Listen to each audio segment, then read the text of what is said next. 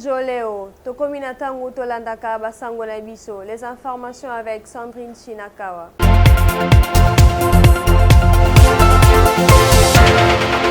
Les activistes de la Lucha seront ce jeudi dans la rue pour exiger la levée de l'état de siège instauré dans les provinces du Nord Kivu et Ituri. Ces jeunes des mouvements pro-démocratie accusent les animateurs de ces régimes de se livrer à des pratiques illégales. Après les médecins, infirmiers et enseignants, ce sont les chômeurs qui sont conviés à un rassemblement le 15 décembre prochain à Kinshasa. Ces chômeurs exigent l'application de l'article 36 de la Constitution qui garantit les droits de travail à chaque Congolais. La RDC atteint la barre de 84%. Et la censure des chansons Ninitosalité et la lettre à Yachichi, la mesure vient d'être levée après la vague des réactions. Entre-temps, le groupe IDPS Musique prépare Oyoto Sali déjà et sera bientôt sur le marché des disques.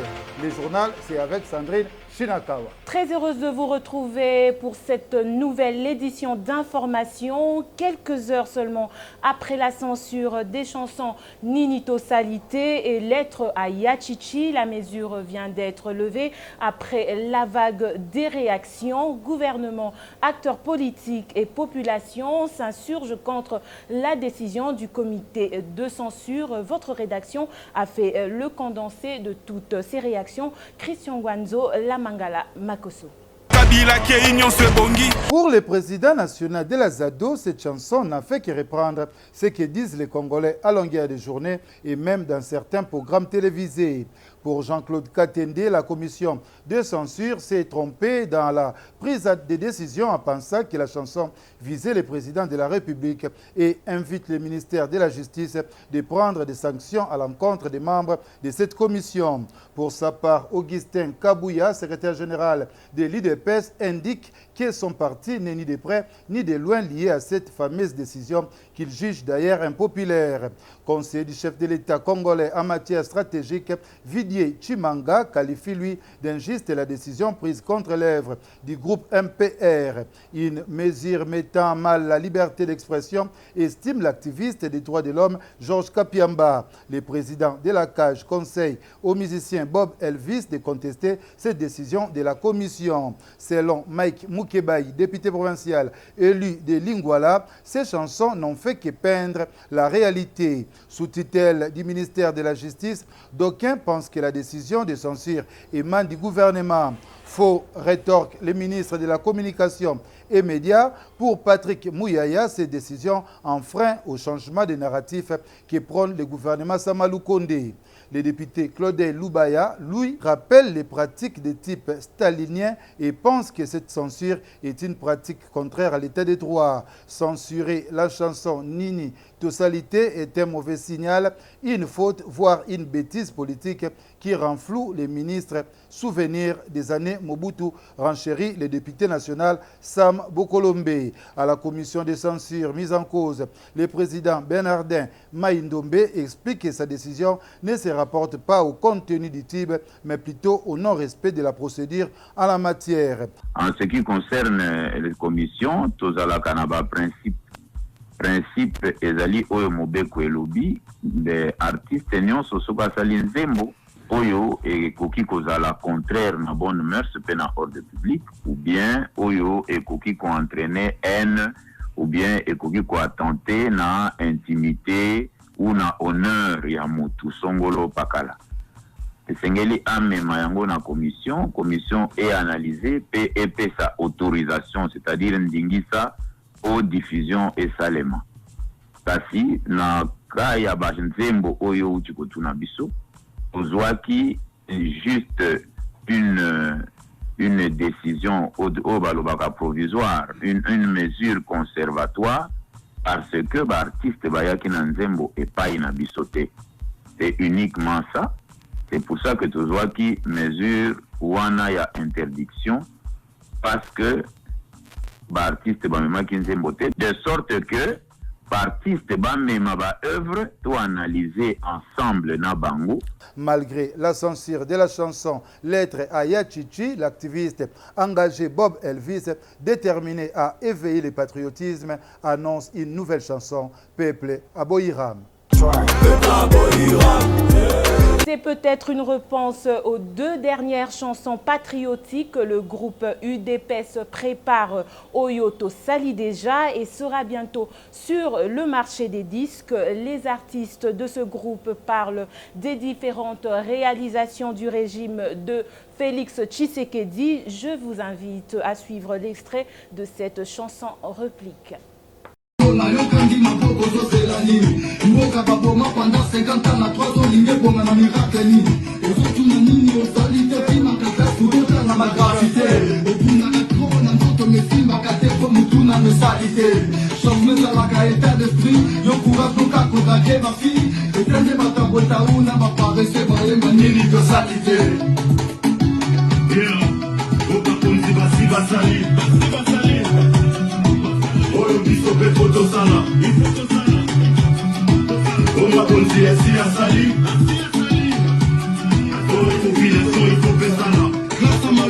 Les chansons Ninito Salité et Lettres à Yachichi n'ont pas suivi la procédure requise pour la sortie de œuvres artistiques en RDC. Précision du président de la Commission nationale des chansons et spectacles pour Bernardin Maïndombe. La décision interdisant la diffusion de ces chansons d'éveil patriotique était provisoire et conforme au décret 003 du 21 février 1996 portant création de la Commission nationale des chansons et spectacles en son article 5. Décret 003 il y a 21 février 1996 où ils allaient comporter création de la Commission nationale de censure des chansons et spectacles. Na article na yango 5 notamment elobi boye na kotanga yango na français. Nul ne peut en République démocratique du Congo offrir un spectacle pour le public ou diffuser dans le public une chanson nouvelle ou une chanson ancienne dont le texte a été modifié, ni procéder à son enregistrement sur les disques, sur la bande magnétique ou sur tout autre support destiné à être vendu ou distribué au public sans avoir reçu une autorisation préalable et écrite de la Commission nationale des censures des chansons et des spectacles ou d'une cellule locale selon les cas. Donc, cette autorisation est donnée sous forme de décision.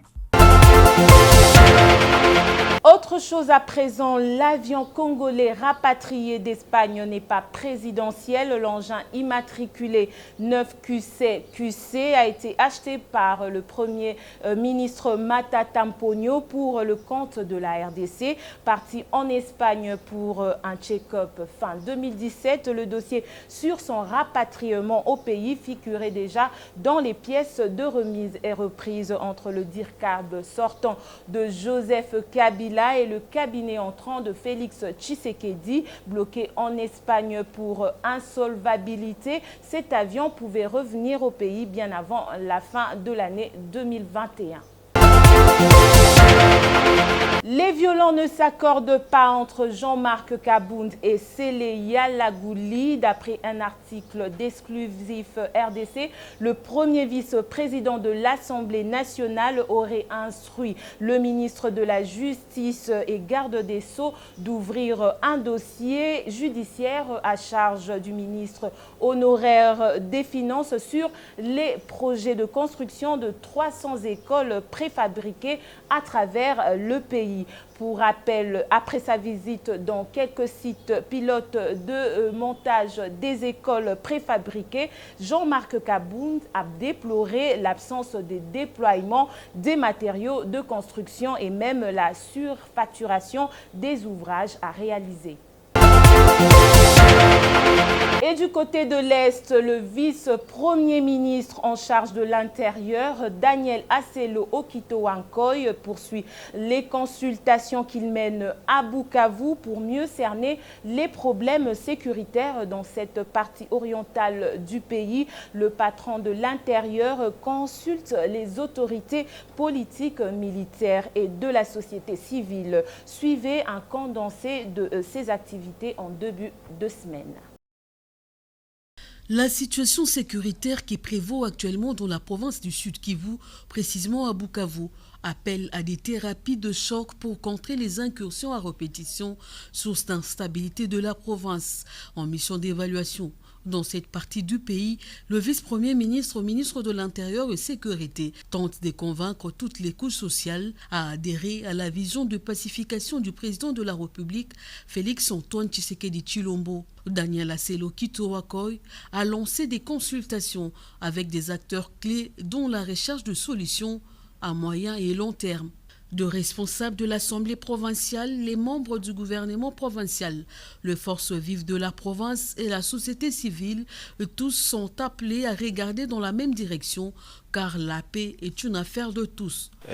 On continue à suivre les événements pour savoir de quoi s'agissait-il au juste parce que jusque-là, nous n'avons pas tellement toutes les précisions nécessaires. Le vice-premier ministre, ministre de l'Intérieur et Sécurité, Daniel Aselo Okito-Wankoy, qui a toujours prôné la paix comme moyen de sortir de la crise, a transmis les recommandations du commandant suprême pour décourager le fils et filles de la province à adhérer au mouvement criminel. Plus jamais la guerre à Bukavu, plus jamais l'insécurité à Bukavu, a martelé le patron de la territoriale. Notez que ce mercredi 10 novembre, le vice-premier ministre Daniel Aselo a reçu l'archevêque de Bukavu, François-Xavier Maroy, le chef de l'église catholique du Sud Kivu, a déclaré avoir fait parvenir à l'autorité sa position en tant qu'église et a rappelé au vice-premier ministre qu'ils n'ont jamais souhaité que l'état de siège soit décrété dans la ville de Bukavu. Monseigneur François-Xavier estime que le Sud Kivu doit d'abord attendre voir ce que va produire l'état de siège dans les provinces du Nord Kivu et Ituri. Toujours à l'est du pays, retour progressif au calme à Bunagana, Tchanzu et Runyoni, au Nord Kivu, après l'incursion d'un groupe armé identifié comme le M23. Plusieurs sources concordantes affirment que les assaillants se seraient repliés dans un triangle entre l'Ouganda, le Rwanda et la RDC, où ils ont érigé leur quartier général. D'après le porte-parole des FARDC, ce sont les rebelles du M23 qui ont été à l'origine de cette attaque, des allégations rejetées par le président du M23, Bertrand Bisimwa, qui précise par ailleurs être en pourparlers avec le gouvernement congolais depuis quelque temps. Une réunion de sécurité a été tenue à Goma pour statuer sur cette attaque. Suivez. Les forces armées de la République démocratique du Congo portent à la connaissance de l'opinion tant nationale qu'internationale que dans la nuit de dimanche 7 novembre 2021, aux environs de 22 heures, le mouvement insurrectionnel M23 a attaqué les positions de Tchanzu et de Runyoni avec l'intention de mener d'autres actions de déstabilisation dans les territoires de Rutshuru et ailleurs dans la province. Déjà, du 12 au 21 juillet 2020, le M23 avait attaqué sans succès les localités de Bigega, Ndiza et Mikenge dans les environs de Tchanzu dans la province du Nord Kivu. En janvier 2017, ce même mouvement insurrectionnel avait été défait par les FARDC dans sa tentative infructueuse d'attaquer les monts Sabinyo, Visoke et Karisimbi en territoire de Rutshuru. Il importe de relever par ailleurs que du 2 au 3 novembre dernier. Une autre aventure sans lendemain, menée dans la ville de Bukavu par la milice dénommée Action pour un Congo nouveau, s'était soldée par la neutralisation des 6 miliciens, la capture des 36 autres et la saisie d'une importante quantité d'armes de guerre au terme d'une action militaire bien coordonnée, conduite avec professionnalisme par les forces loyalistes. Présentement, Bukavu baigne dans la paix et toutes les activités ont repris. Les forces armées de la RDC tiennent à préciser que la dernière attaque du M23 à Tchanzu et ses environs intervient au moment où la RDC s'est engagée dans la phase de mutualisation des forces avec les pays voisins pour la normalisation des relations en vue d'améliorer la situation sécuritaire dans la sous-région pour une paix durable et un développement harmonieux de nos États. Face à cette situation, et dans le cadre de leur mission régalienne de défendre les frontières et l'intégrité du territoire de la... Attaque de Rutshuru, le Rwanda accuse plutôt l'Ouganda d'avoir hébergé les rebelles du M23 sur son sol. Dans un communiqué, l'armée rwandaise affirme qu'elle ne participe ni ne soutient les activités de l'ex-M23. Toute information dans les médias ou par des responsables de la région selon laquelle l'ex-groupe armé M23 serait originaire du Rwanda ou s'est retiré au Rwanda et une propagande visant à saper les bonnes relations entre Rwanda et RDC, conclut le communiqué.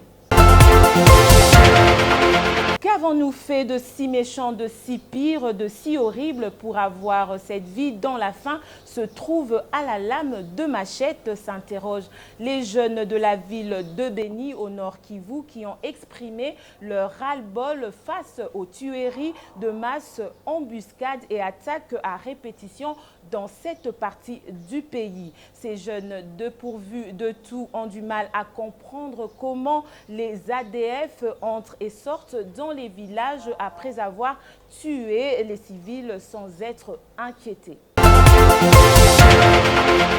Et toujours à Béni, les activistes de la Lucha seront ce jeudi dans la rue pour exiger la levée de l'état de siège instauré dans les provinces du Nord Kivu et Ituri. Ces jeunes du mouvement démocratique accusent les animateurs de ce régime spécial de se livrer à des pratiques illégales pendant que les ADF continuent de tuer les civils et de s'aimer la terreur. Une correspondance pour information à l'autorité urbaine a déjà été déposée.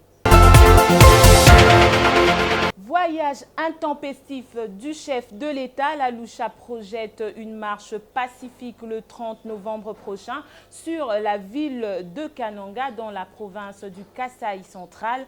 Objectif, dire non au voyage qui qualifie improductif et coûteux. La dite marche se déroulera des différentes activités de mobilisation populaire dans les lieux publics, descente dans les communes, quartiers, avenues, marché kanangais comme annoncé dans la correspondance.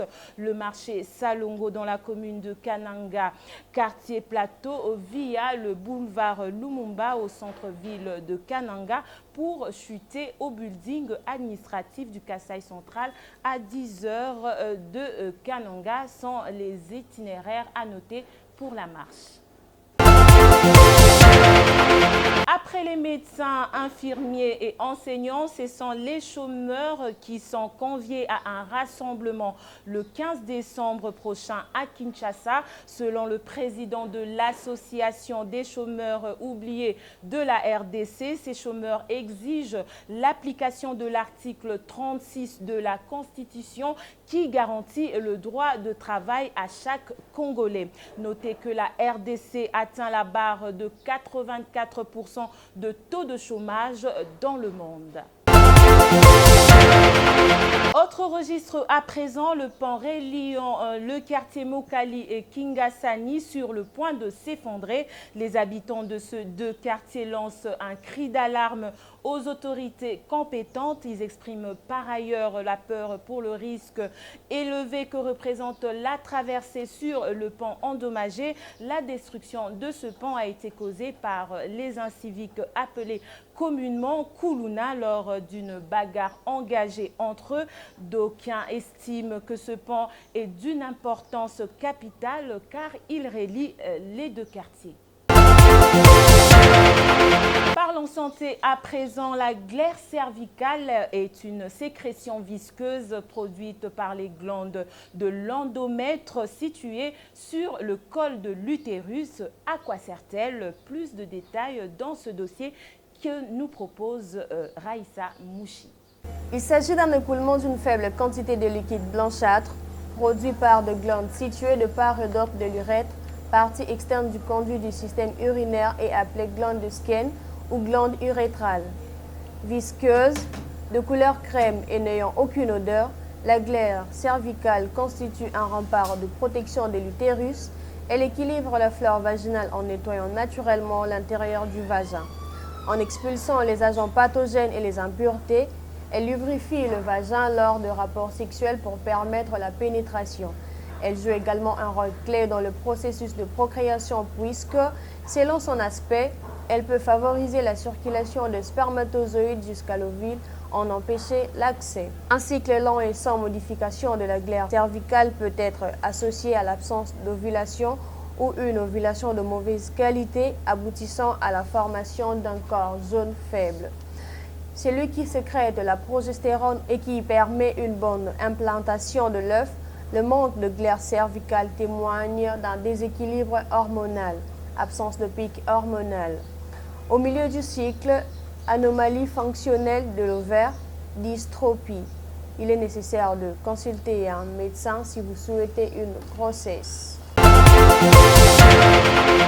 Dossier sport éliminatoire Coupe du Monde Qatar 2022. La victoire est impérative ce jeudi 11 novembre par les Léopards congolais au stade Benjamin Mpaka de Dar es Salaam face à la Tanzanie. Pour Hector Cooper, sélectionneur de la RDC, cette rencontre est considérée comme finale. Le technicien en tête des 11 Congolais rassure que son groupe fera le maximum en évitant les erreurs afin de s'imposer à Dar es Salaam contre le leader du groupe. Toujours dans le même dossier, 3 de 5 boxeurs congolais participant au championnat du monde à Belgrade portés disparus jusqu'à ce jour en Serbie après la compétition organisée du 25 octobre au 6 novembre. Joe Kayala de la catégorie 67 kg, Freitas Pembele 60 kg et Nathan Lunata 57 kg sont introuvables et ne sont pas dans le groupe qui regagne Kinshasa ce jeudi 11 novembre. Sont donc attendus dans la capitale congolaise les boxeurs Christophe Luteke 86 kg et Terry 57 kg. C'est par ici que nous mettons un terme à ce journal qui a connu la participation rédactionnelle de Raïssa Mouchi, de Yvan Kibangou à la réalisation et de Christian Waldo à la présentation. Restez connectés sur la meilleure des chaînes.